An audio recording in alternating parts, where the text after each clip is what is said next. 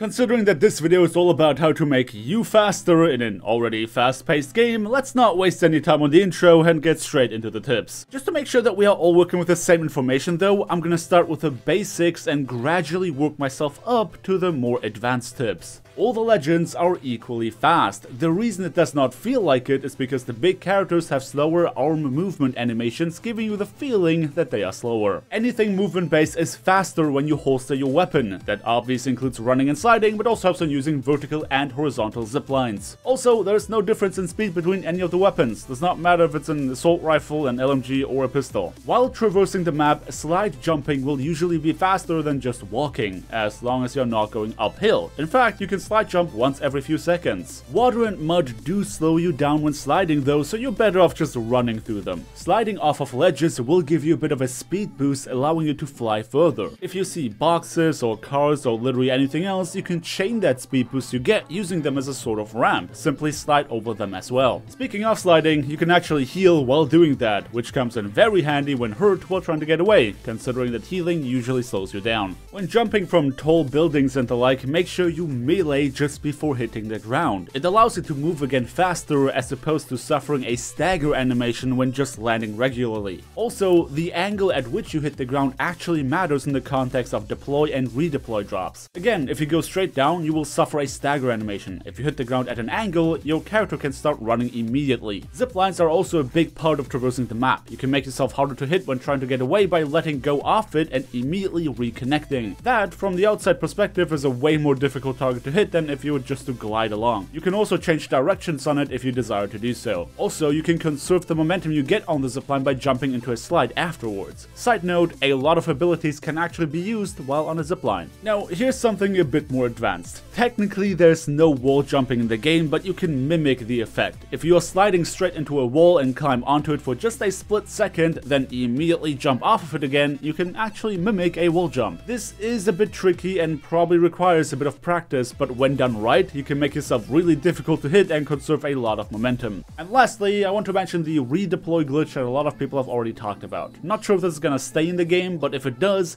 might as well tell you how to do it. When dropping or redeploying, look straight up into the sky, hold right click to activate free look, and then move your mouse back down to see where you are going. The game will think that you are looking skyward, allowing you to repel yourself off of buildings, trees, and the like, and that helps you covering great distances on a single redeploy. You can also bunny hop in this game, but quite frankly, I'm not even sure if I'm doing it right. When sliding, let go of the W key while still holding crouch and then start spamming jump. And because I'm fairly certain that I'm doing it wrong, I would very much appreciate if somebody who knows what they're talking about can leave a comment down below on how to actually do it. My friends and I try to come up with all these ideas on our own and only include things we can replicate reliably and things that we actually find useful. I mean, here's a clip of my buddy confusing the heck out of an enemy by bunny hopping to the point where they just leave. And that's already everything I believe you need to know to become a movement god in Apex Legends. There are more things I could have talked about, like a lot of Legends-specific tricks, but this is meant to be universally applicable no matter which character you decide to play. If you found this video helpful, consider dropping me a like on your way out, or maybe share it with a friend you think would find it useful. While you're down there, don't forget to subscribe if you want to see more videos just like this one, and I hope to see you guys next time.